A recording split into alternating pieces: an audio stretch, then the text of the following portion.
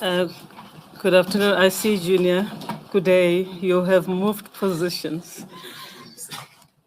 Have you been adopted? Is this okay? I've actually asked Advocate Ngcukaitobi to inform the panel as to the reason why he's here. He's a welcome visitor. It's okay. You can adopt him. I'll approve the adoption. Remember, we are a family here. Thank you. Advocate Batohi, you are still under oath. Thank you. Noted, Chair. You may proceed, Counsel. Thank you, Madam Chair. Advocate Batohi, during the adjournment, I was requested to put two more propositions to you on the matter of the young man KwaZindlovu. The first one is whether you admit that KwaZindlovu was not a wanted suspect.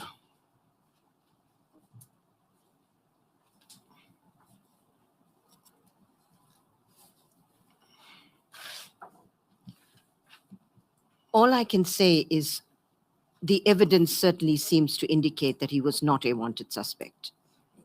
Yes. The second one is that the evidence is also clear that this was simply a case of mistaken identity. They got to the wrong house and they shot the wrong person. It seems to appear from the evidence that that is possible. Thank you. Could we move on then to the next topic? We spoke at length, well, you spoke at length about, I think his title is Colonel Ari Danikas, who was a police reservist. You remember that? We spoke about his statement being unsigned. Yes, I know we did, but I want to confirm if that is consistent with your recollection. Yes, we did. I did speak about him. Now, he was assigned to the K2 unit, working directly under Major General Boysen between the years 2000 until he fled the country in 2008, correct? I think that is correct. I don't have his statement in front of me, but it seems to resonate. Yes. Well, we can go through it.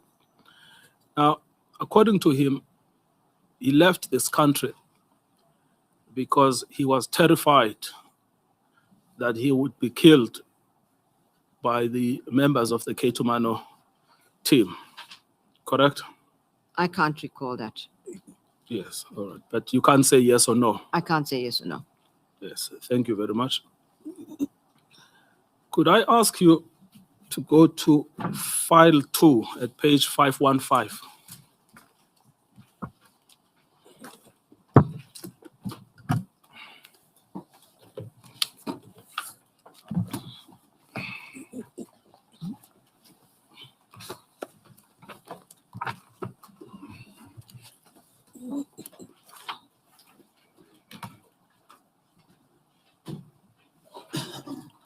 Page 515, file 2, Madam Chair.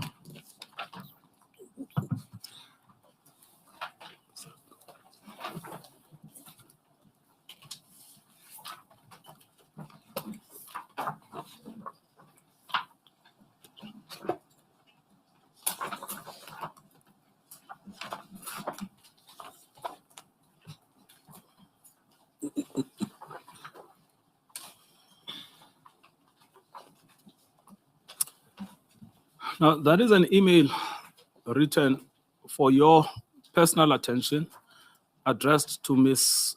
B. Makeke by Colonel Danikas, correct? That is correct. Who is Ms. Makeke?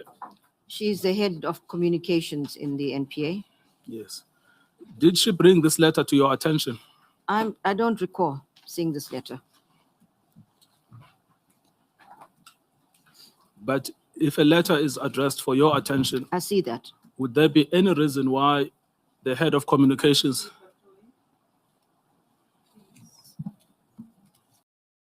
Just wait for counsel to finish. You just interrupted and said, I see that when he is talking. And wait for him to ask you a question and answer. Noted, Chairperson. Let's do that, please. I thought he was finished. I know, I take note. Advocate Batohi, please. Sure, I will do that. Thank you. If a letter is addressed for your attention, is there any reason why Ms. Makeke wouldn't take it to you? It should come to me. So we can assume that it did go to you. No, we can't assume that. Well, that's why I've just asked you. A letter is addressed on the 7th of August 2019 to Ms. Makeke for your attention. Is there any reason why she would not bring it to your attention? You said it should come to you. That's right. So what are you saying now when I say to you, we can assume that it did come to your attention? No, we need to check why it did not, because I certainly can't recall having received this email. Well, is Ms. Makeke still employed by the NPA? Yes, So it should not be difficult to ask her to check her emails, whether she forwarded this to you or not. that's correct. Yes. I'm more interested in the content of this email. This is brought to your office for your attention on the 7th of August, 2019. Firstly, he says, my name is Aris Danikas. I was approached back in 2011 by the South African authorities to assist them with an ongoing criminal investigation of a police unit called K2 as well as General Boysen. I was visited 3 times by members of the police and the NPA between 2012 and 2016 in Greece. By then, I was forced to return to Europe after living in South Africa for nearly 20 years. The reason for my sudden and secret departure from South Africa is disclosed in my official statement issued via an MLA request in 2017. That is what he brought to your attention in the first place, correct? That's what in the email. Yes. At this point, I would like to strongly protest of the matter I was handled as a state witness for the prosecution. Not only was my safety compromised repeatedly by not receiving any kind of protection as promised by many officials, such as Advocate Dawood Mayema, as well as General Mabula, but furthermore, my human rights were violated when the NPA submitted my unauthorized draft notes as a commission statement to the court in support of their charges of racketeering against the accused. Now, you've repeatedly mentioned that unsigned statement, but do you see that he actually owns them as his draft notes? I see that. Yes. Then, in the next paragraph, he says, later on, the NPA did receive a statement by me, only to use it as an excuse to justify previous reinstated charges of racketeering. Although there was hardly any feedback of the progress of the case to me, I had to eventually find out via the media that the case was dropped recently. Remember that yesterday I asked you whether there was any attempt to contact some of the witnesses that were crucial on your part when you dropped the case. You said that you didn't, correct? That is correct. And here is a witness that is expressly complaining to your office, at least, about not being consulted when the case was dropped, correct? That is correct. Yes. Then you say, in the meantime, then he says, sorry, in the meantime, I received last week a hate letter from Boysen himself with fabricated and unproven allegations against my character attached. Is that correct? That's what he says? That's what he says, yes. Now let's just look at those attachments. Go to page 518. So according to Colonel Danikas, Mr. Johan Boysen wrote to him in a WhatsApp on the 26th of July, 2019. And that is a copy of a WhatsApp sent to Colonel Danikas. You would not know about that, would you? I haven't seen this. It's the first time I'm seeing any of this. Well, these were submitted as part of our evidence last week already. I know. I haven't had time to go through all of your Yes. information. But in addition to that, it was attached in 2019 already to your office. I said that was so. Yes. Now, he says, General Boyson says to Mr. Danikas, and at this point, we must remember, Major General Boyson is an accused in a murder case. He's also an accused in a poker infringement. He is texting a witness and says the following: "Hi, Malaka Draft Dodger. You are making a fool of yourself. Why don't you come and testify in South Africa? You are a coward." Let's just stop there. Now, Major General Boyson knows full well why Mr. Danikas fled the country. It is because he was scared of a possibility of murder by the Ketumana unit. Is that correct? I have no idea. You should ask that of Major General Boyson. Well, I am putting it to you. It was public and common knowledge. It I was have even no part idea. of the statement. You don't know? I don't know about that. Yes. Now, what I'm interested in is the statement, why don't you come and testify in South Africa? You are a coward. That strikes me as a direct intimidation of a witness, which would be a crime. Would you accept that?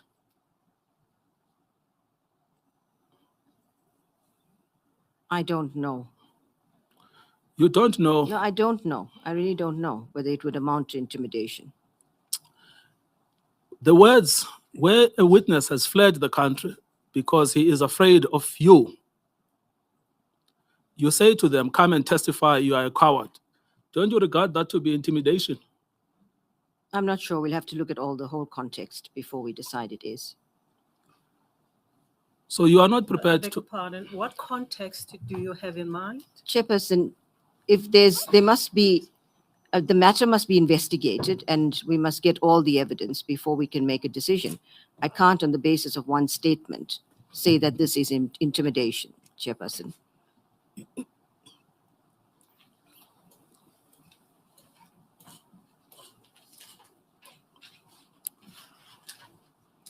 So You may proceed, Counsel. So you are not prepared to say an accused person who makes a contact with a witness in their case, knowing full well that that witness has fled the country because they are scared of them. An accused person saying, come to South Africa to testify, you are a coward. You're not prepared to admit that that would amount to intimidation. I'm not sure. I'll have to look at all the facts, as I said. Yes, I'm not asking you that question. I'm saying you are not prepared to admit that that would amount to intimidation, yes or no? I can't admit that without all the facts. And then when he says you are making a fool of yourself, are you prepared to admit that he is insulting the witness? Yes. Yes. And when he says you are a coward, what does that tell you? I think we should ask General Boyson these questions. I'm asking you as the NDPP head who is responsible for exercising prosecutorial authority on all our behalf in this country. When you say something like this, an accused person makes a contact with a witness. You should not be contacting a witness. That's correct. Yes, but I don't understand then why we went through all of this. If you know that this contact is itself illegal, why we've had to go through this? I wasn't asked whether he should be contacting the witness. I agree, he should not be contacting a witness. Yes. But not only does he contact the witness, he is threatening them and intimidating them, which is something you're not prepared to admit. I can't admit that. Now, there is a second WhatsApp message, which is at page 519.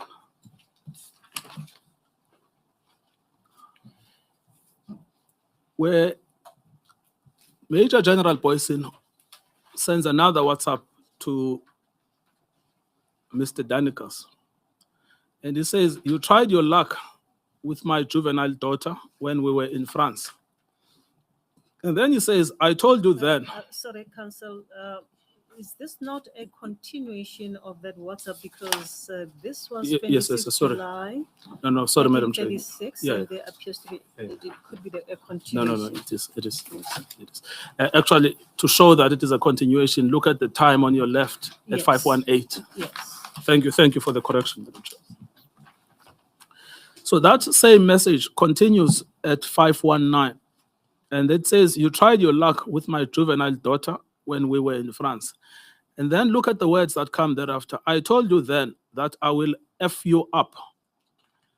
Now, are you prepared to accept that if an accused person tells a witness that I will F you up, that would be a case of intimidation? Yes, I agree.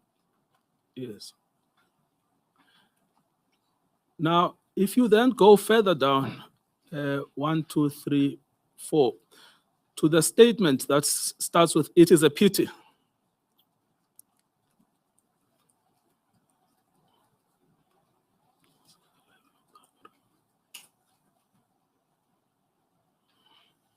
Can you see that? I see that.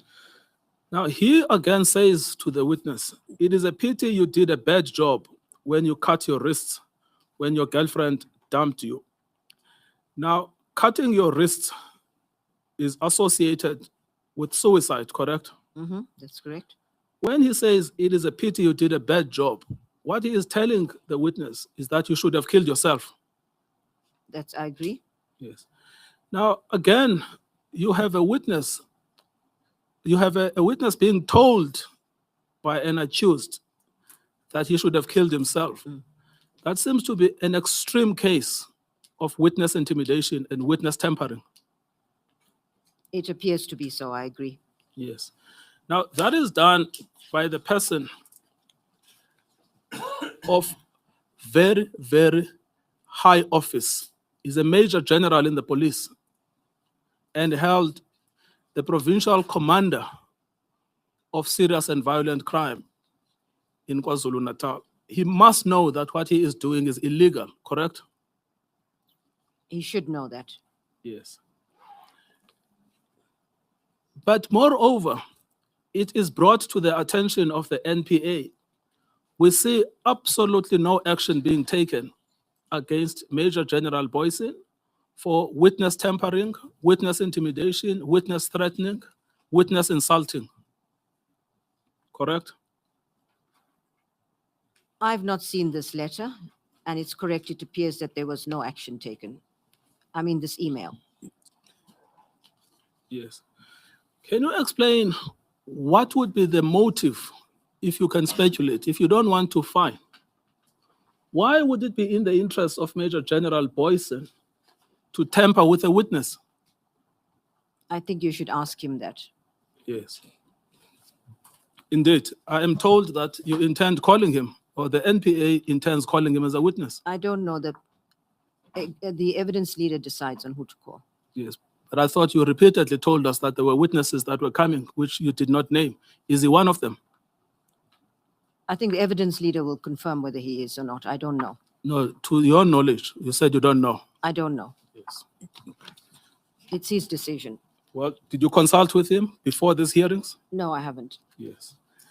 Do you remember that we were given by the evidence leading team a document signaling the list of names of witnesses they intend to call quite early during the hearing?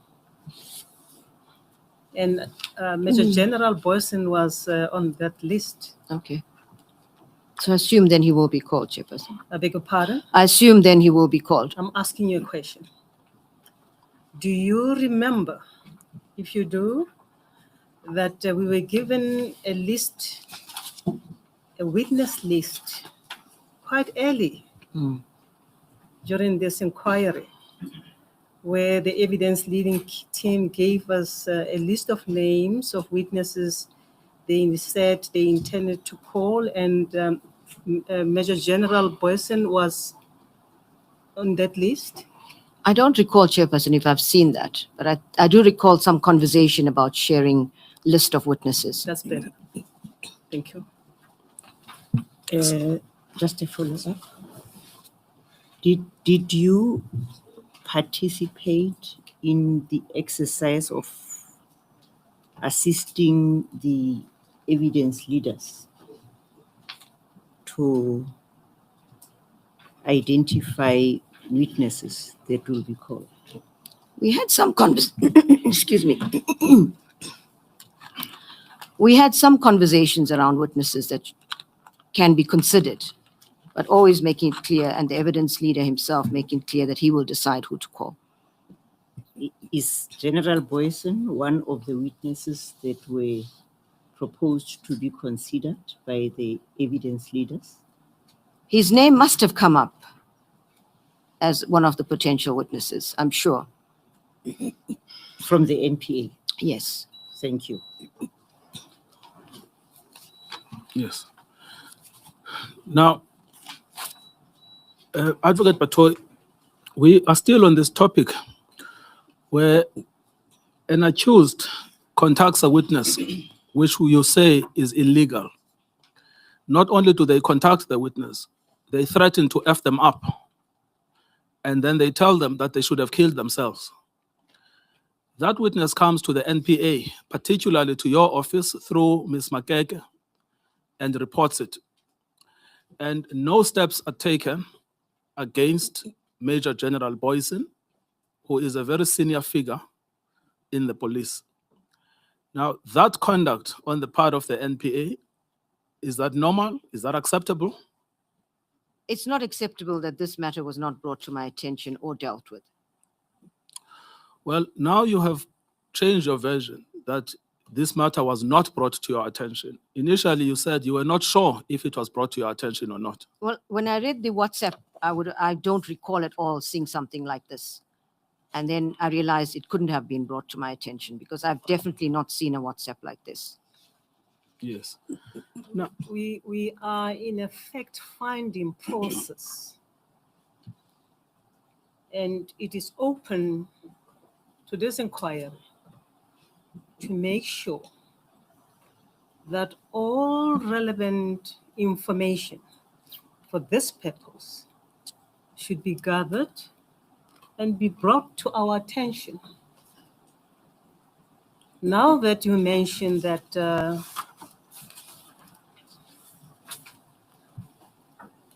Ms. Makeke is still an employee of the NPA,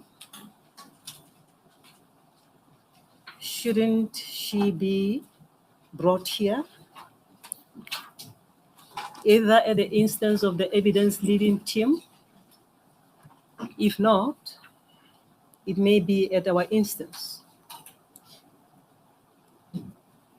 Would you like to make an investigation as the head of the NPA to ascertain from her about this communication? Yes, Chairperson, I will do Before that. we even consider whether she should come and testify or not. I will check with her, Chairperson. And when do we know that you would have spoken to her? By Monday. Yes. Yes. Evidence leader, we should know by Monday. I'm speaking through you, senior counsel. By Monday, we should know about the position of Ms. Makeke and whether this communication happened. If not, you'll consider your position, Indeed, Madam Chair. acknowledging your role before us. This is not a criminal case, this is an inquiry. And when a matter is brought to our attention that seems to be necessary to consider, you will consider your position. And if you don't, it may be necessary for us to employ you to call that witness. It's taken, We'll leave Madam it Chair. there with the view that we will know on Monday what the position is, because Advocate Batohi makes it clear that she does not remember if this email communication that was directed to her was actually brought to her attention. You may proceed, Counsel. Thank you, Madam Chair. Advocate Batohi, can you go to page 520?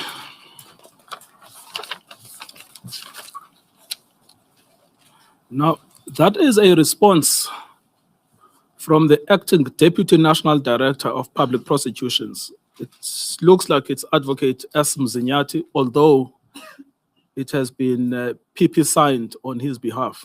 Who is Advocate S. Mzinyati? He would have been acting Deputy National Director at the time. Does he work in your office?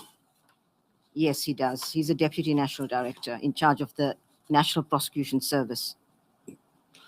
Well, he was acting at the time, and he is acting at the moment as well. Please, Counsel, take me back to where you were. I Page lost 520 of the same bundle, 520. volume 2. Thank you. Yes. So, do you know how this communication from Mr. Danikas, which was not addressed to him, but was addressed to you, ended up on his desk? It seems like it was forwarded to him. He is a Deputy National Director, and he is the head of the National Prosecution Service. So this would have been one of the matters. The NPS deals with representations, that is their portfolio. So it looks like he responded to that letter, that email. Yes. It's clear that it came to his attention, That's correct. but the question is whether it came to his attention from you or from someone else. I didn't send it to him. Yes, and you did not ask him to attend to it because it's correspondence to the NDPP. He has delegated authority to deal with matters, representations. Yes. The Deputy National Director of NPS has delegated authority to deal with representations. Yes. Well, representations is one thing. A report of a crime, witness tampering, is not representations. Now, the witness was reporting a crime to you, witness tampering, which we've gone through. That would not be representations. That is why I ask you whether it is not you who asked Advocate Mzinyati to address the crime that was being reported to you.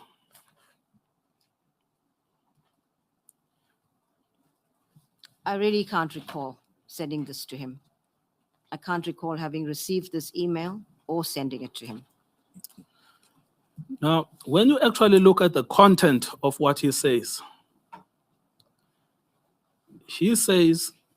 he acknowledges the receipt of the communication.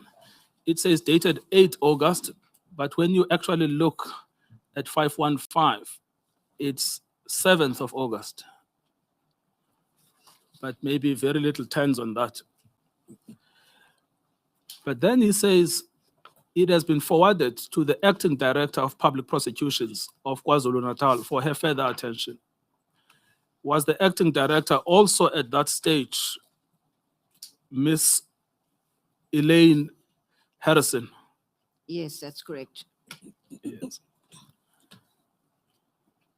Can you explain what the logic of sending a reported crime to the Acting Director of Public Prosecutions could possibly be? I can only imagine that, given that this matter was a KZN matter, he forwarded it to the DPP to deal with it as appropriate in KZN. Well, we know for a fact that in the case of Major General Boysen, it was not a KZN matter, it was an NDPP matter because of the provisions of Section 2 of POCA. So can you then answer my question? Why would the NDPP's office send a crime that has been reported to it in relation to a matter within its exclusive jurisdiction to the DPP's office of KZN?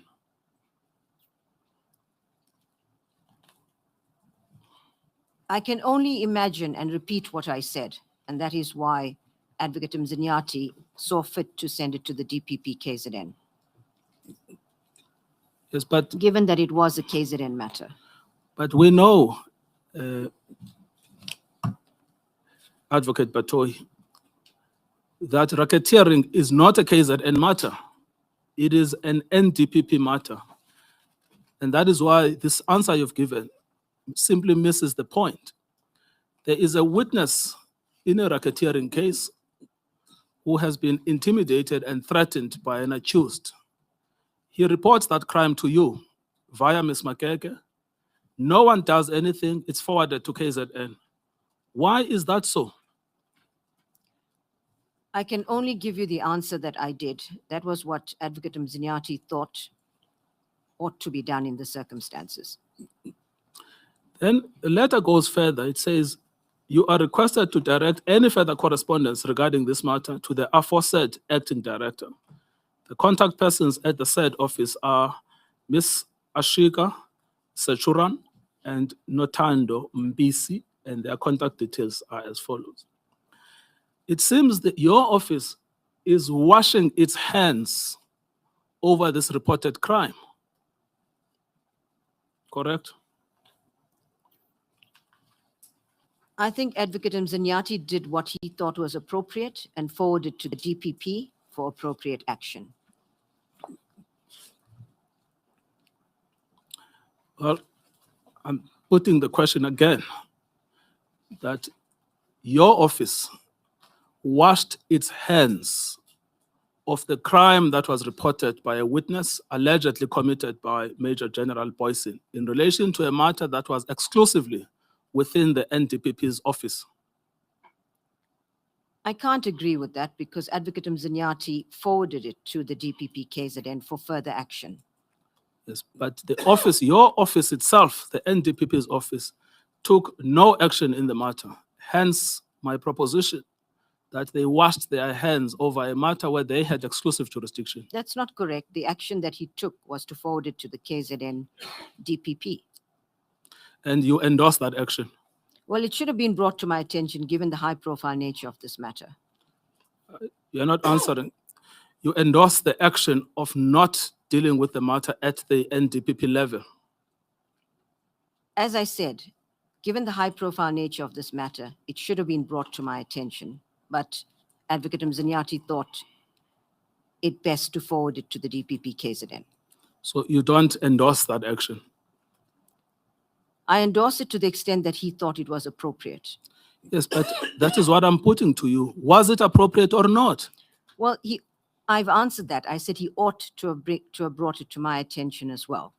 So it was inappropriate not to bring it to the attention of the NDPP's office. Perhaps an oversight on his part.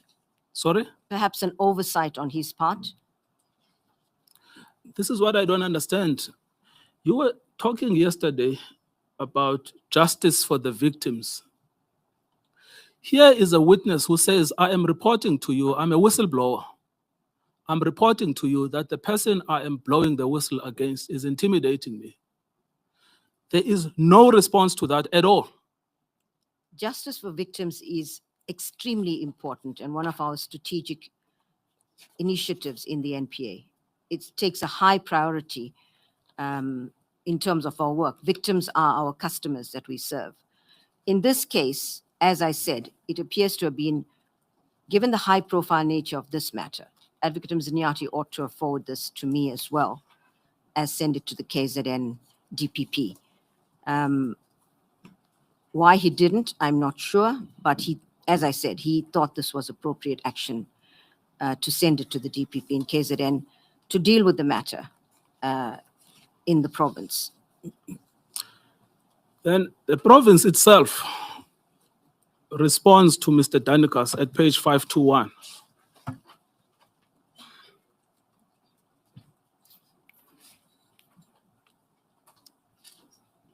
The province. The Director of Public Prosecutions in KwaZulu-Natal. Apologize.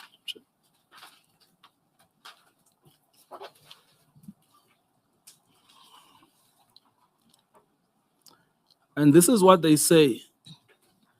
The office of the DPP KZN is not conducting any investigation into the K2 minor unit, correct? Yes, I see that. This office is only reviewing individual dockets to determine whether any person is responsible for the death of the deceased in each docket.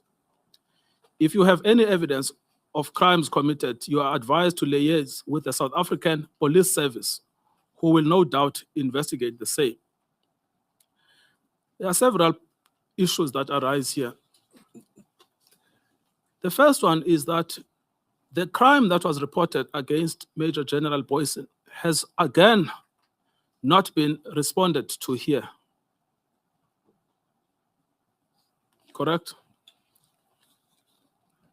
What the office is saying is that he should report it to the police station, who will investigate the matter. I'm not understanding that. This is a witness who has consulted extensively with the members of the NPA. It is in the middle of, well, it's already been withdrawn, but he is protesting against the withdrawal. And he says to you as the NPA, I'm being intimidated, here is the evidence. The NPA says goes to a police station. Is that how the NPA reacts to cases of witness intimidation? Well, it depends on the circumstances. And I mean, the first step is to report the matter to the police so that they investigate it, and then a docket's open and that, we can make a decision in the matter. This was a high-profile matter, no doubt, and could have been dealt with differently in the circumstances. So the conduct of the DPP in KwaZulu-Natal in also washing their hands of the matter by saying that a witness intimidated like this must go to the police station, was that appropriate or not?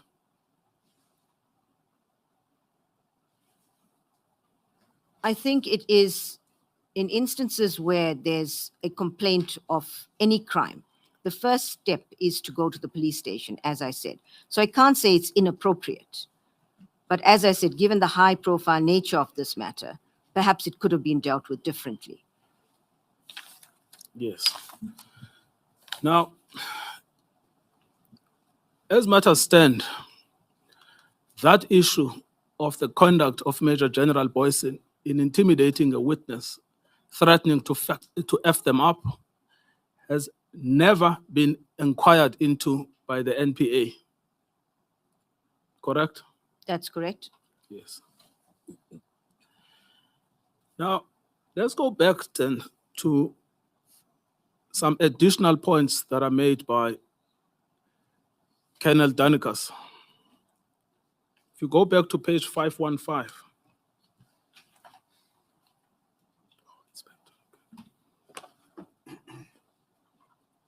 I'm told his actual title was Inspector Danikas.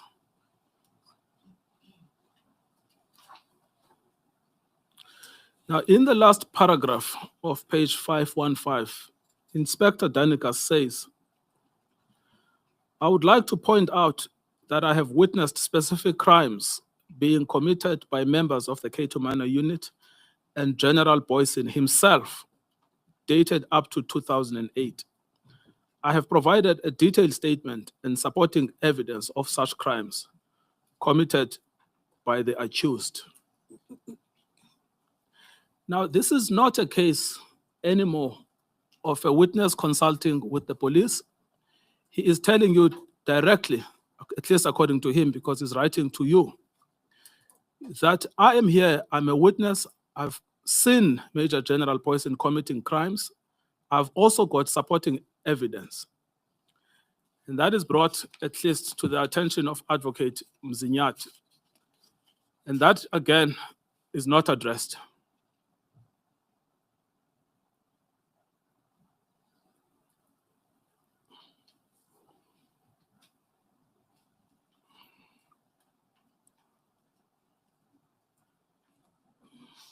Do you have any comment?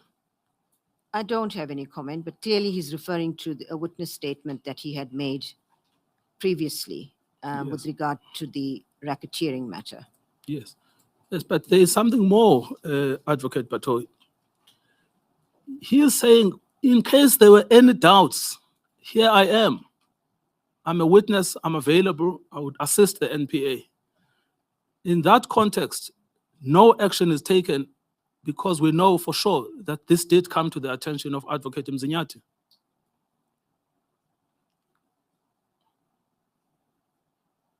It's difficult for me to comment on this because this was in the context of the racketeering matter, Yes. and he had not signed his statement in that matter. And I'm not sure why, the matter was dealt with in this way, but I really can't comment on this Well, beyond that. yes. Well, he is telling you that he has provided a detailed statement. That's correct. And we know that to be correct because if you go to page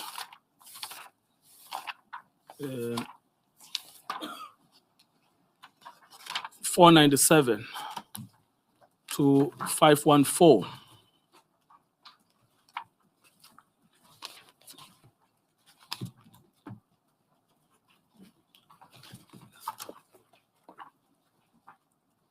is a statement written in Greek and with a stamp of the 12th of October 2018, the same bundle, 497 to Is that- 514. 497. Yes, 497 to 514. And then the official English translation of that statement is at 480 right up to 496. All of them with stamps and sworn by official translators. There they are.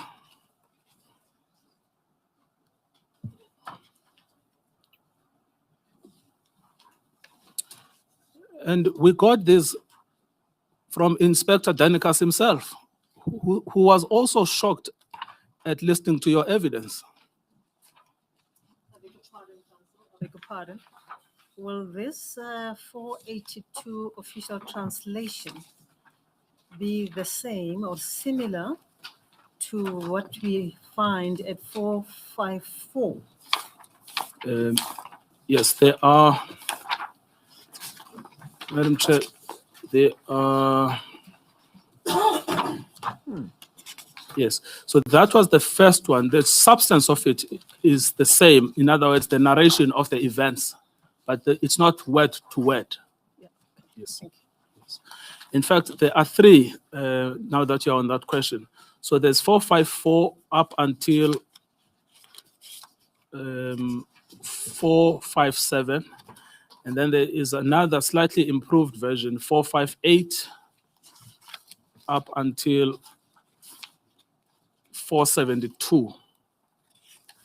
And then the signed version, the Greek version that is signed is 497 to 514. The sworn translation is 480 to 496. I mean, and that Greek version is dated 12 October 2018. And the sworn English translation, also same date, 12 October 2018. So the point I'm putting to you, Advocate Batohi, by that time, 2019, you could be under no illusion. There was a signed statement from Inspector Danikas. I haven't seen this statement. I Yes. know there was a Greek statement that was signed. I'm aware of that. But I have not seen, this is the first time I'm seeing a translation that's dated 12 October 2018. Well, I understood this to be part and parcel of the file. I mean, part of the problem, of course, is that you never really read anything. That's not a problem. There was a team that was put together to look at the files in detail. Well, I mean, it enables you, every time a question is put to you, to simply say you're saying it for the first time. This is not even referred to in the, my recollection, I need to check, is that it's not referred to in the report either of de Kock. That is actually a lie.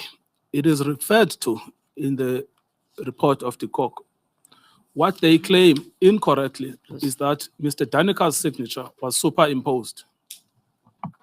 But the English version is referred to in the TICOC report, which actually places a further question as to whether you even read the TICOC report, if you say this statement is not referred to there. I did read it, and I am also aware that there was evidence of Mr. Danika's statement being superimposed on one of the documents. So whether it's this document that we have before us that is being referred to in the statement, or it's another, whether it's another translation, I don't, this is an official translation. Yes. And whether it's this one or whether there's another translation that they're referring to, I think that needs to be clarified. Now, Advocate Batohi, please. You just gave evidence that the challenge you have is that the English official translation is not referred to in the TICOC report. I showed you, well, I told you that that is false. It is referred to in that report. You are now changing and coming with a different version. May I comment on that? I'm not coming to a different version. I'm not changing at all, because the English official version, this one that we have now at 480, I am not sure that they are referring to this. My recollection is that there's mention of a statement, a translation that is not the official translation. And there was evidence of his signature, Danika's signature, being superimposed onto one of the translations. It cannot be this official one because it appears to be official, but there is evidence that that was done with a translation. And my recollection is that is what is being referred to in the TICOC report. That is my recollection. No, all right, let's do this. Maybe it will be simpler because it's very Just difficult. look at the report, it will be helpful. To keep up. Go to SB 3-172. SB3, that's my affidavit.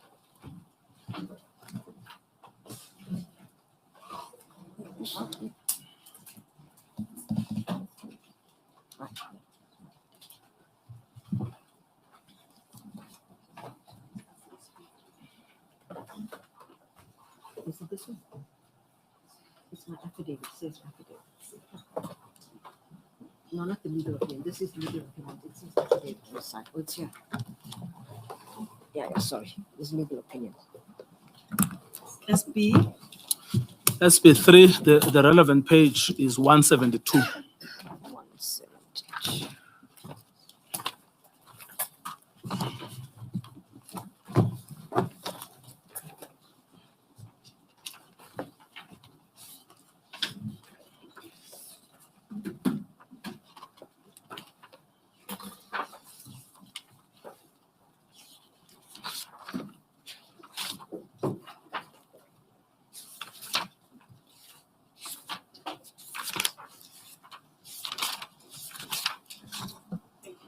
Yes. So if you look at SB3 172 at paragraph 118,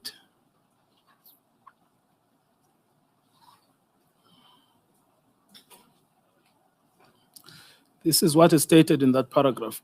Danika's statement in Greek was only signed on 26 October 2016, months after the NDPP signed the authorization on 13 February 2016. But this is the crucial part.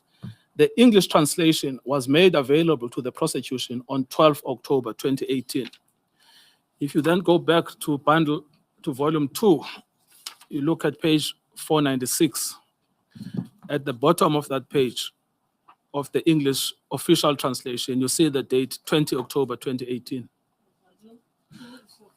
File 2, yes, 496. 496. And there is a stamp at the bottom, 12 October 2018, which resonates directly with the recollection of the authors of the de Kock report. Advocate Batohi, I am not going to press this anymore. I think we've explored what we could on the statement, unless you have any point you want to add. Well, I'm just not clear because as you see, in 119, it is, there is evidence of, a signature being superimposed on an English version. Yes? So again, I can't say anything more. I am confused about this. I need to look into it so that I can understand better what exactly happened here. Yes, I thought that we were leaving it on the basis that you are confused about it. That's why I said I'm leaving this topic, unless you want to comment. No, I'll have to look into this. Yes. All right. Can we then? But what does that mean? Does it mean that this aspect and many others that you said you want to look at them need to be revisited? Chairperson, it might mean that I need to look into this and understand what exactly was before the panel when they considered this matter. Would you like us to pause for 5 minutes so that you can look at that? No, Chairperson, I think I can deal with it once we adjourn, and then we can deal with it on Monday, in the interest of time. How long would you require to look at this aspect? Do you need such a long time? Yes, Chairperson, I need to check the report. I need to speak to the panel, Advocate Riley, who's in Cape Town, and just get an understanding of what exactly was they had before them at the time. It might take more than 5 minutes. And remember, this is not the only instance where you testified that you need to look at things. You might remember, if you don't, your team or the evidence leading team will assist you with regard to those instances that we have been noting here, where you will testify. You need to look at the evidence, the records, the documents. They will then have to reflect on their notes or even on the transcription, because we get a transcript every morning. That transcript will be available certainly by Monday morning. But before that, the team, Advocate Mutlamunyane and Advocate Skosana, will have to facilitate that. Madam Chair. And, I beg your pardon, and assist us, because a lot of evidence is left hanging, where Advocate Batohi says, I'd like to look at that. I'd like to re-look at that. And we cannot proceed without affording her an opportunity to do exactly that. So please make a note. We have made note of those aspects, but it is your role as well to assist us as we search for the correct facts. That should assist you, Advocate Batohi. We will also defer this aspect, and the evidence leading team will remind you of those instances where you'd like to reflect. Noted, Chairperson. Thank you. Thank you, Madam Chair. Look, the only issue, Advocate Batohi, we ended up getting sidetracked, was to simply say that your statement Madam Chair, sorry, I'm sorry to interrupt. I just wanted, and it looks like Mutlamunyane maybe did not understand. I just wanted to clear up when we I thought you'll say Advocate Mutlamunyane. oh, Yes. Mutlamunyane S yes. So sorry, Madam Chair.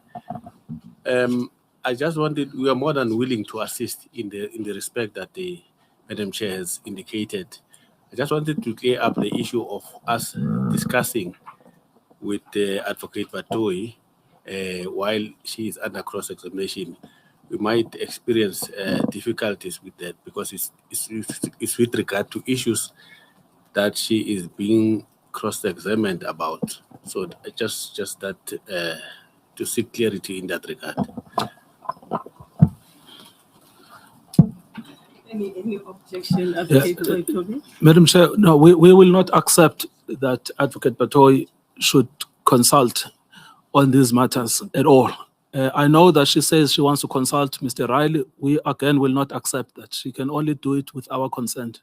I thought what she wanted was to read up on her notes, which would be acceptable, but we will not accept that she's entitled to consult with people during the cross-examination. I'm sorry. Yes, Advocate Nkosana, I thought my statement was very clear. A follow-up on Advocate Batohi's answer, not one, not twice, where she said she needs to look into the matters. And I was saying to her, it seems to me that there are many aspects that are left hanging. And I asked her whether she would like us to revert back to those issues. And she said she will need time. What I requested you to do is to find those aspects of her testimony where she kept on saying, I would like to look into this, so that you can actually look into those aspects. I did not think that we are talking about you consulting with anybody. All of you are taking notes as we do. You should be in a position, SC, to reflect on that evidence. And please remember, all of you have a duty to assist this panel, to bring to this panel's attention all matters, either for or against. It is your responsibility as evidence leaders. So I implore you, with due respect, to assist and look into those aspects of her testimony where she said she would like time to reflect so that she can properly reflect on those matters. You are a team of 3, excluding your adopted child next to you, to go through the transcript and assist Advocate Batohi and us. We do have notes, but I will not page back and look at all those instances. I suppose that is clear. Yeah, thank you, Madam Chair. I think I understand, and I have taken note of some of those, maybe not all of them, but I have noted the instances where she says she'd like to look at the matter and so on. The only difficulty is that how do we tell her, like the Madam Chair has said, if we say this aspect on page so and so, this is the page number, or this is what you can look at. How do we actually relate that to her when there's an objection? Nkosana, you are complicating a very simple matter. If you pull out those instances, you can even remember it is when you are asked this question and then convey that to her through Advocate Halley or Junior, if you cannot talk to her. But what is important, or even the lady next to her, because we seek to assist. And once we have identified those aspects according to your notes, SC, you can even bring it to the attention of the junior counsel behind you to communicate those pages or those aspects, because the idea is to assist the witness to capture those instances so that she can reflect upon them and answer on Monday. I don't want us to leave things hanging here, and then when you go to the transcript to write the report, we find that we have failed in our duty to afford her an opportunity to address those matters. But we'll do our best, Madam Chair. Sister would like to make a suggestion. Yeah, maybe, thank you, Chair. Maybe to make things easy, because the question of which items are still outstanding, it's something public. All of us here have been making notes. and to obviate the, the potential of questions around how you communicate. The alternative would be to draw the list, the document that states as to which matters she has to revert to. That reminds her, she also knows, but just as a reminder in case one or two of those things have slipped up, and send that to the secretariat so that the secretariat can send that to everyone, rather than her having contact with you, evidence leaders, or even the NPA.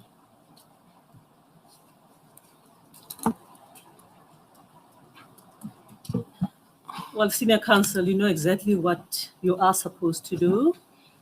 I need not guide you on such a basic thing. I think we should proceed. Thank you, Madam Chair. Chair, before we proceed, I may have misunderstood the witness, but amongst the things that she said she wanted to do, she said she wants to go and check, reconsider the Cox memorandum and consult with Riley. Did I hear you correctly? I did say that, yes. And I think it would be, I don't think that is the correct procedure to follow when you are under cross-examination. So what has already been suggested by my sisters is what you should do. You should get the documents, read through them, and form your own opinion. Yes, no, that was made clear from Advocate Ngcukaitobi as well. So I didn't intend to speak to her after that. Okay, thank you. Thank you, Madam Chair. Advocate Batohi, the reason we ended up on this detour is actually straightforward. Paragraph 118 of the DCOG report makes it clear that they did have the official English translation dated the 12th of October, 2018. Is that correct?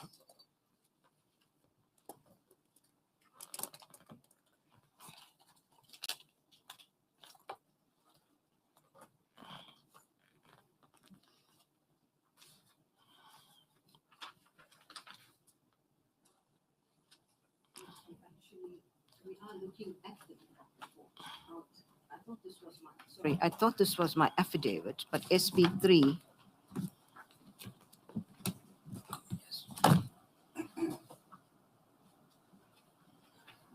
Yes, SB3 is the DCOG report. So my apologies for that.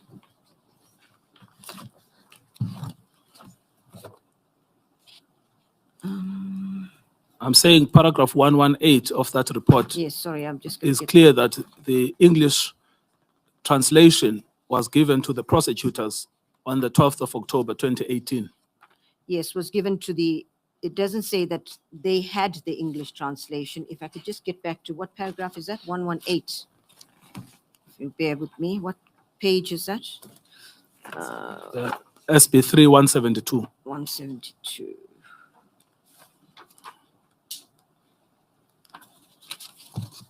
Yes. It says the English translation was made available to the prosecution on 12th of October 2018. Yes. So they say that the team, the prosecution team got it. Yes. Whether they had it themselves, I don't know. No. And then they go on to say at 119. Who has asked you about 119? I'm just trying to get the context right.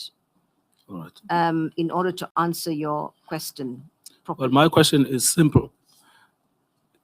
Paragraph 118 says that the English translation was made available to the prosecution on 12 October 2018. That's my question. That is what it says. That's correct. Yes. Now, your statement earlier that this official translation was not referenced in the DCOG report is a false statement. That's all I'm saying. It's not a false statement because, as I tried to explain, if you look at paragraph 119, according to Maema, he's still in possession of the original statements and none were filed in the docket. So that means it appears that they did not have it, the de Kock team. None of the statements was made available to the defense. He also stated in an email dated 24 April 2019 that the signature of Danikas on the Greek version of his statement was just superimposed on the English version. That's what Maema said. And therefore, they concluded Danikas never signed the English translation, as he pointed out a number of mistakes.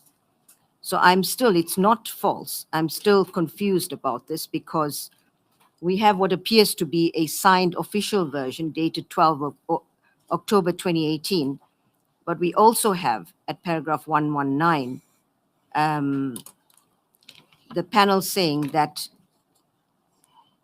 Maema had indicated that the English translation had not been signed by Danikas. So that's my confusion because it appears that it was signed. No. The panel, are you referring to Maema's team? No, the de Kock panel chairperson. Dr. Okay, Advocate de Kock's That's panel correct. Team. Okay, The 2019 panel. thank you. So that is where my confusion comes up when you read 118 and 119. And that is why I thought I'll speak to Advocate Riley, but I won't speak to her now. I'll have to consider how I can. I don't know that I'll be able to say anything more on this if I don't speak to Advocate Riley. Maybe she needs to explain that. Advocate Batohi, your confusion is an attempt to evade my question. My question is simple. You stated to this panel that the English translation is not referenced, it's not referred to. That is why we did the exercise of going to paragraph 118, and we found that it's referenced. So that is what I'm saying is false. As I explained previously, it's not false. I had not, my confusion is that I wasn't sure that they were referring to this particular signed document, because my understanding is that the English translation had not been signed. So that is why when I saw a signed document, you're right, the date is the same. But my understanding from 119 is that there was no signed document, but that his signature had been superimposed on an English version. And that is where my confusion came up. So there's nothing false about it. Even on that confusion, it's clear that the statement is referred to in the report. Well, you're right. The statement is referred to in the report, but I was confused about it. Well, we will ask the panel to draw its own conclusions about whether your confusion, alleged confusion, is an invention to avoid an obvious fact that you misled the panel. It's not a misleading. If you read paragraph 119, I'm trying to explain why I did not think that it was this signed document at 480 that was being referred to in 118. Yes. If we then return, Before you move off this one, Advocate Batohi, just for clarity of my mind, you say when you read paragraph 118, or maybe let me preface this by saying you, on several occasions, you mentioned that you relied on de Kock's memorandum. That's correct. Now, you say paragraph 118, when you read paragraph 118 and then moved to 119, you became confused. Is the confusion coming up today or back then when you read the de Kock memo? No, it's only coming up today because I'm seeing this document that's been presented. Okay, thank you. yes. Now, if I can then continue with page 515. At the bottom of that page, 515 of file 2. At the bottom of that page where Mr. Danikas says, it appears that they are untouchable, protected via the media or projected via the media as heroes and victims, while I have suffered targeted media attack orchestrated by the accused. None of the fabricated allegations against me have ever been proven, neither any evidence ever being produced. On the contrary, I can provide proof and solid evidence that Boysen has lied on multiple occasions under oath regarding the Cato Minor case and myself. There are repeated criminal patterns established, such as the ones I have witnessed and reported within my statement previously. I have witnessed torture within the Cato Minor office of a suspect. Such reports of torturing suspects by Cato Minor officers have been reported previously by the media as well. I have submitted a video of such incident and such similarities as mentioned below on another case. And then there, he then encloses the torture video. Madam Chair, can we play that video? Because we asked Mr. Danikas for it. He gave it to us.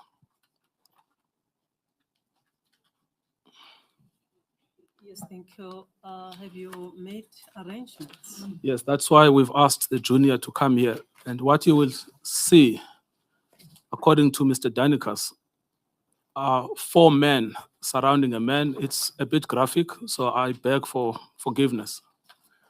But it is the video that he gave to Advocate Batohi's office, so she won't be surprised to see it. I have indicated I did not get this email. So I'll look at it now. Just stop there. Yeah, stop there. Yeah, stop there. Now, according to that video, the 4 men surrounding the person that is sitting on the chair were all members of the Cato Minor unit. That will be the testimony of Inspector Danikas that will be called to this inquiry. Is this the best depiction that you have? Because I don't see 4 men there. Yes, well, there are 1, 2, 3, 4. They are standing. And then there's a man sitting down who is naked.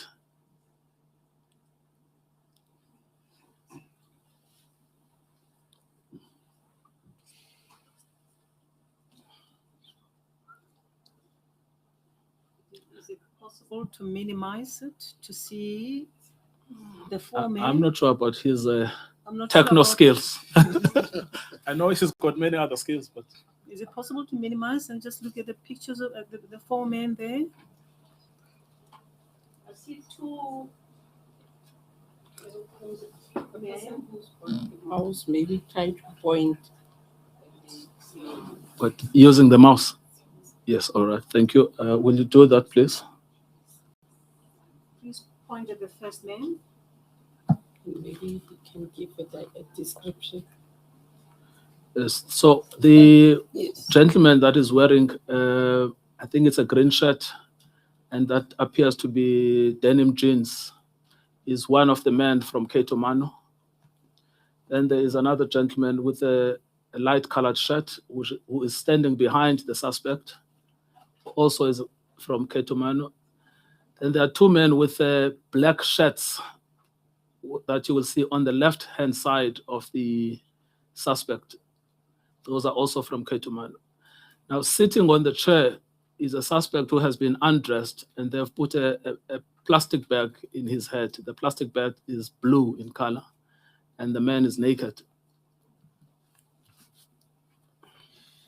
Yes, Council, I see then, but do we know whether they are from Katamena or you're going to deal with Yes, that? the witness who took the witness. video is Inspector Danikas. Yes. He will testify that those are Cato Mano torture videos that he took himself. May we please go back to that part of the statement that refers us to this video? Page 516. 516. Yes, thank you. And then he says there are repeated criminal patterns established, such as the ones I have witnessed and reported within my statement previously. I have witnessed torture within the Cato Mano office of a suspect. Such reports of torturing suspects by Cato Mano officers have been reported previously by the media as well. I've submitted a video of such incident, and such similarities are mentioned below on another case. And that's the video that is referenced there that he gave us in consultation. And he will confirm that he took that video himself.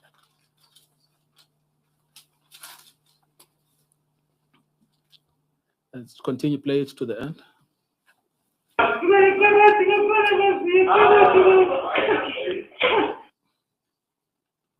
Yes, thank you. Advocate Batohi, have you ever seen this video before? No, I hadn't. Yes, you know, the difficulty with that is that yesterday we looked at the interactions between you and Advocate Epstein SC.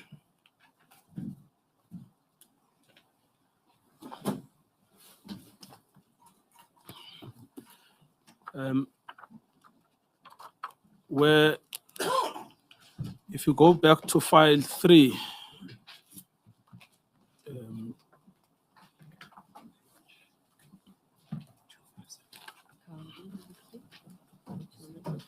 yes.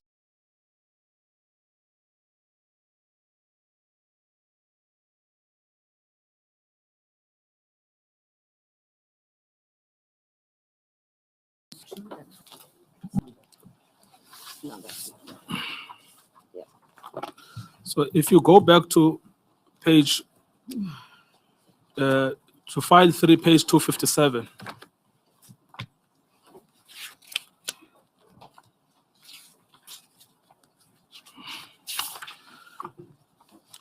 you will see that is part of that memorandum that Advocate Epstein did for you and gave it to you in preparation for the meeting of the 6th of March.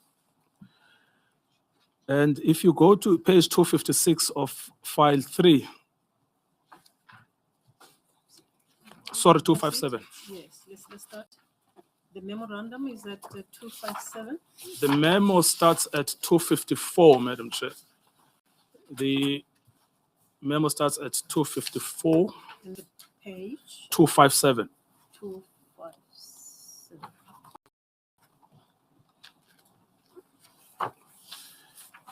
Yes. And at paragraph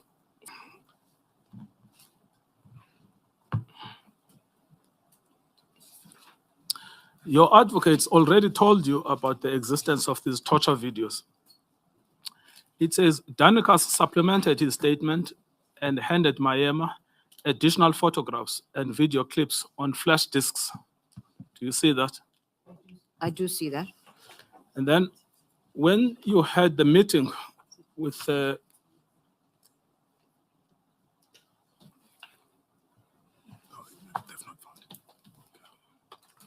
it's file 3257, Madam Chair. Yes, thank you.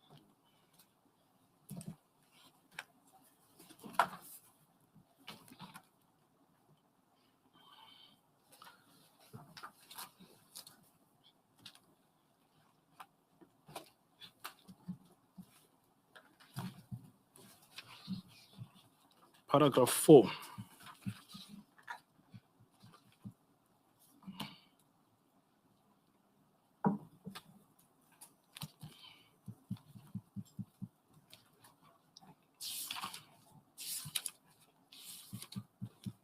Yes, thank you. Yes. Now, if you are at 257, paragraph 4 says Danicus supplemented his statement and handed Mayema additional photographs and video clips on flash disks. So what I'm putting to the witness is that she knew as early as the 6th of March, 2019, that there were video clips which were submitted as evidence in this case. And when you go to the actual meeting of the 6th of March, which starts in the same file at page 335,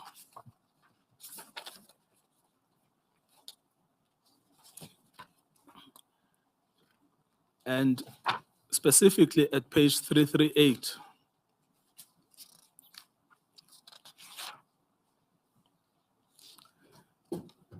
Mr. Epstein stated there, 1, 2, 3, 4, on line 5. Sorry, just a moment. Is that in a different file? 338. No, 338 of file 3. Oh, just a second. It's okay. Yeah. And the fifth line where it says, Sean is given presentation, Johan Boysen, item 27, gets Danicus's supplemented statement and looks at what is on the flash drive and then issues. So not only were you told in the memorandum, you were also told verbally in the meeting about the existence of these videos.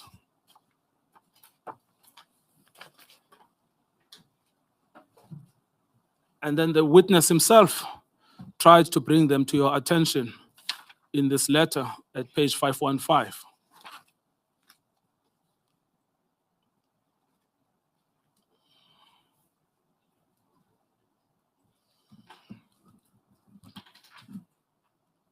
Do you have any explanation? I will certainly comment on that. Firstly, with regard to what is said in Advocate Epstein's memo, with regard to the existence of certain types of evidence, after this meeting, I had made a decision to get a panel to look into all of the evidence and give me an opinion. So there's nothing untoward about me not seeing those videos, because a panel was looking into all of the evidence and this was part of the evidence. That's the first part of it. And the second part of it, as I indicated, I cannot recall receiving that email with the video links to it. So there's nothing untoward about the fact that I would not have seen this video or that I see it today for the first time.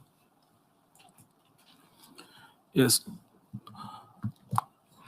What I don't understand is that there have been at least, well, this is probably the fourth attempt, because even if you look at the original unsigned statement of Mr. Danicus, it references these videos.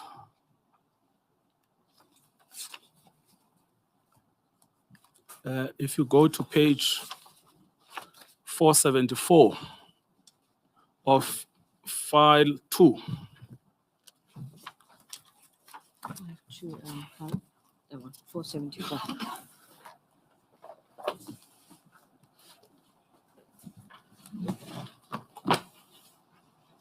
Thanks.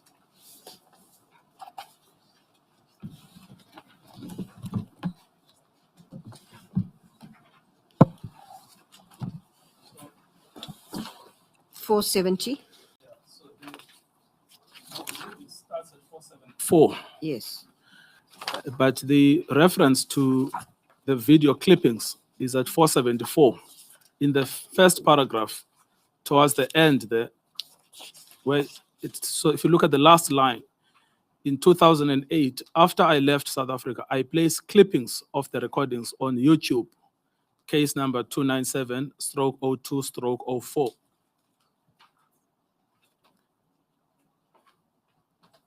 Right at the end of the first paragraph. So that was the original, the first time this was referred to. I've already gone through the 2 occasions where Mr. Epstein refers to it. But if ever there was doubt, your affidavit at page 63.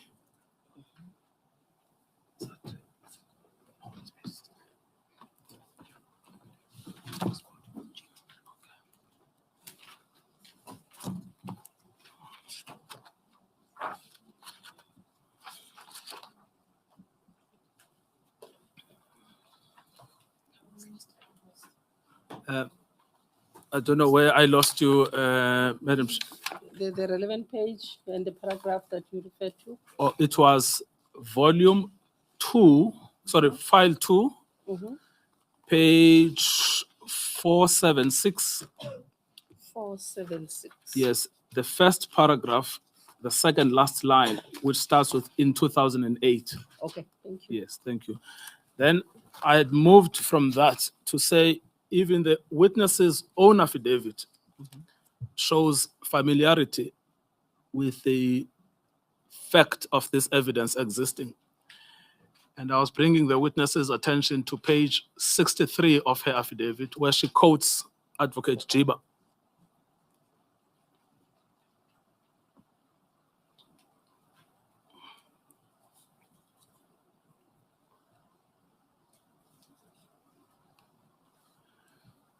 Where exactly is that? It's page 63 of your affidavit, and you've quoted paragraph 17 of Advocate Jiba's affidavit.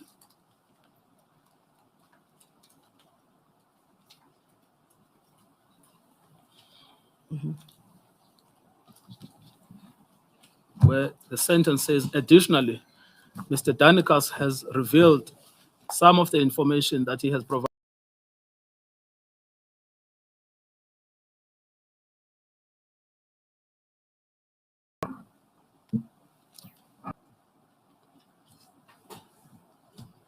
If I may comment on that. So what I'm putting to you is that it cannot be the case that it is only today that you are aware of the existence of the video footage that supports Mr. Danikas's version.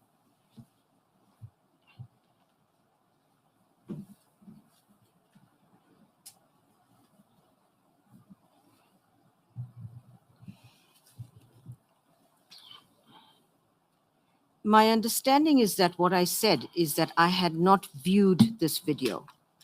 If I'm not mistaken, and I do, the de Kock report also refers to this video and them having looked at it at the time. I need to look at it to confirm that, but that seems to be my recollection. But what I said is I had not seen this video before today. Chairperson, I can quickly go through this report and try to find it. Otherwise, it will be another matter that I can just point out on Monday in the interest of time. And see, the problem, Advocate Batohi, is that my question is simple. The fact of the existence of the video footage was known to you for a long, long time. It cannot be correct that it is only known to you today. That's the only point I'm putting to you. No, that is correct. Today, I view it for the first time. Yes, but the fact of its existence has been to your knowledge for a long time. That is correct. Yes. Now,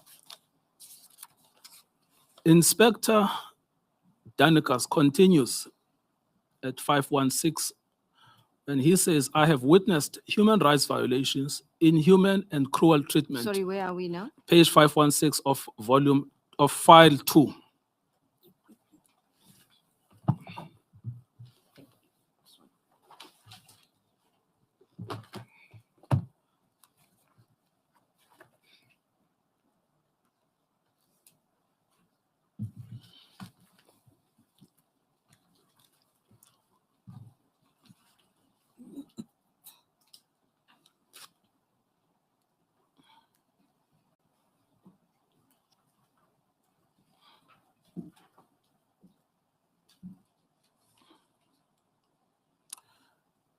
Now, at page 516 of file 2, Mr. Danikas continues with another video. Says, I have witnessed human rights violation, inhuman and cruel treatment of dying suspects, as well as crime scene tampering in the presence and under the direct command of General Boyce. A video was submitted as evidence in support of my claim. I have witnessed body tampering on a crime scene, as well as the removal of police spent cartridges on a crime scene under the direct instructions of General Boyce. We asked Mr. Danikas for the video that is referenced here, and he gave it to us, and I would like the attorney to play it.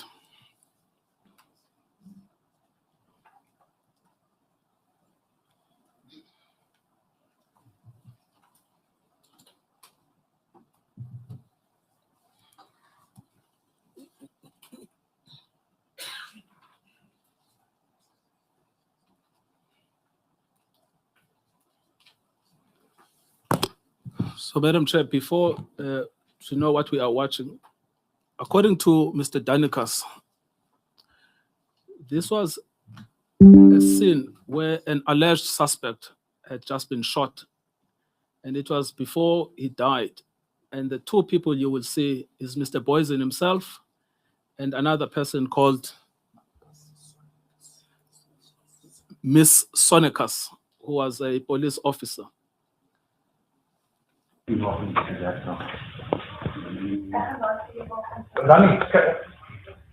Responsable schooling. Phones. There's one afterwards.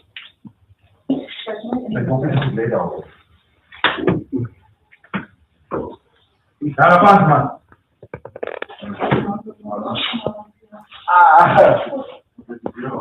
Hey, don't be fucking down.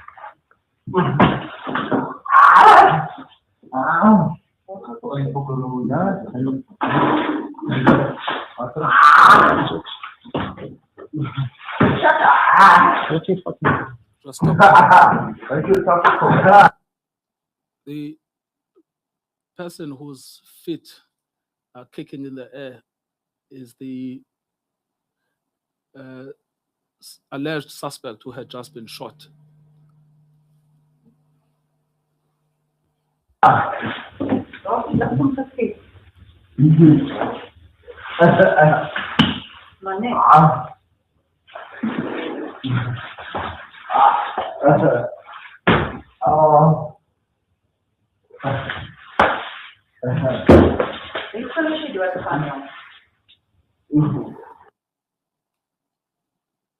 It continues. Go to the next one. No, it continues, Madam Chair.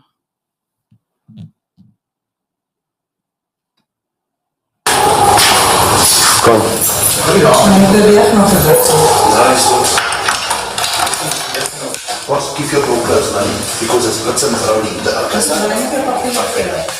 But Nani, you got some word. Just put a bit of water on just for blood on the mouth.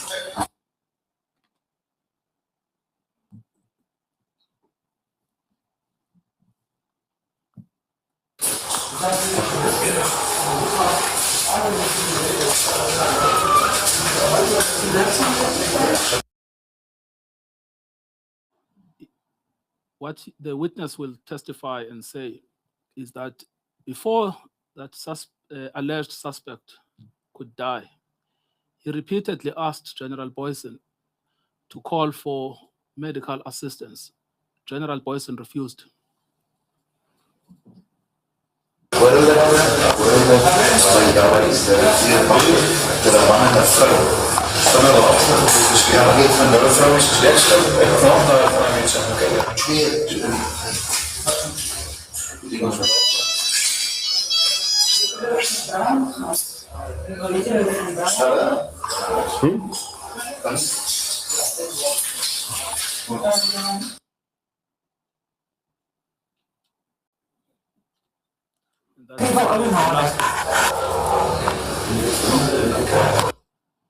That gentleman, Madam Chair, with a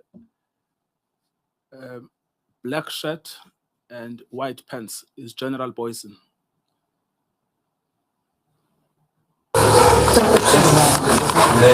Finished. Was hij ook heel goed? Finished, ja. Shine, was jammer dat die ambulance gaat so lang. Shane, we willen een ambulance quickly. Shine. We need an ambulance, sorry. Director, we need an ambulance quickly.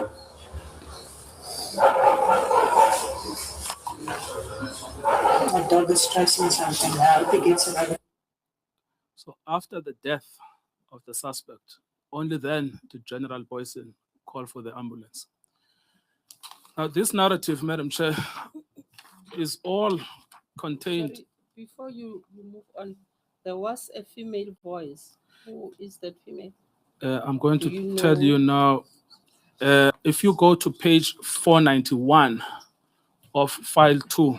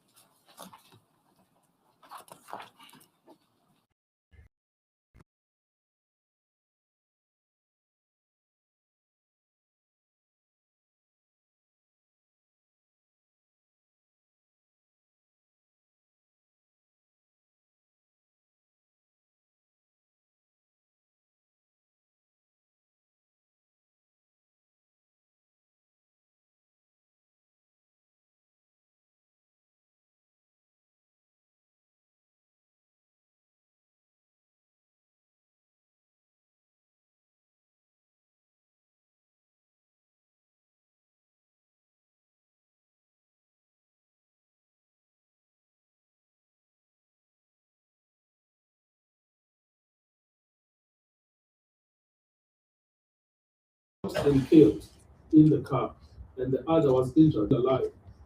Was in great pain and bleeding heavily.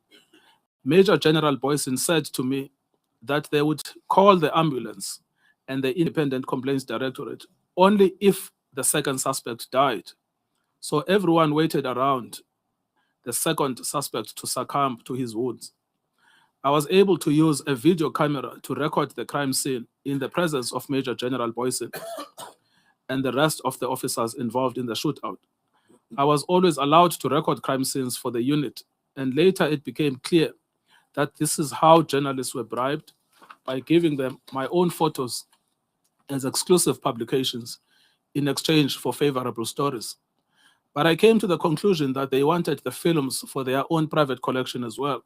That day, when I realized that the robber would die, I focused my camera on him, so I would later have a recording on how the unit left a suspect to die. Later in 2009, I posted this video on YouTube. I was also instructed by Mostert and Olivier to collect from the floor a number of spent large caliber cartridge casings. After I put them in my pocket, I handed them over to Mostert and Olivier, as they requested me to do. File suspect Malvin Mann dies. That's the file we've just watched. When I told Major General Boyson that this was wrong, he became aggressive towards me and told me that it was not Keitomano's duty to provide medical care to the criminals. Paragraph 25. The suspect died after a few minutes. I requested Major General Boyson to call an ambulance 3 times before the suspect died. This can be heard in the video. Later, I was informed by Major General Boyson that the driver of the police car with which the robbers escaped was a police informant and had given information at Keitomano's office for the planned burglary, and that he had left after he had dropped off the suspects at the house that they intended to break in. The suspects then were shot and killed by the unit. The point really is this, Advocate Batohi. We have not just unsigned statements. We have the original video footage recording the activities live by one of the men who was involved in the execution of suspects. And you never watch it, and yet you claim that there was no evidence. I said there was no evidence to support racketeering charges. I have to emphasize that. And as I said, if I'm not mistaken, the de Kock team do refer to the videos that Danikas refers to in his statement. And I need to look at the statement or the report, as I said, to come back to that. So again, there was nothing at all untoward about a national director not looking at all of the evidence when you appoint an experienced team to look at it. And I also want to make the point that, I'm not saying that General Boyson is an angel. The fact remains that when we charge people, we must make sure that we meet the standard of proof required for those particular charges. I mean, I'm finding that very difficult to understand. Suspects, if they are suspects, should not be killed by the police. Do you accept that? They should be arrested. I agree. Yes. Completely. Now, the exceptional instances where shooting may be justified is where there is a direct threat to the life of the policeman, correct? That is correct. We've just witnessed a suspect who poses no threat to anyone because he has been shot. And we have a witness who says, I told them to call an ambulance. They refused. And then they said, we must wait until the witness dies because it's not our job to provide medical care. Is that acceptable according to you? No, it's not. Not at all. Yes. Madam Chair, I want to thank my attorney and release him, and to notify the panel that the time is 1 o'clock. Yes, indeed. Indeed, it's a lunch hour. We will take an adjournment until Monday, 9 o'clock. And Advocate Batohi, remember you are still under oath. No discussions with anybody about this matter. Understood, Chairperson.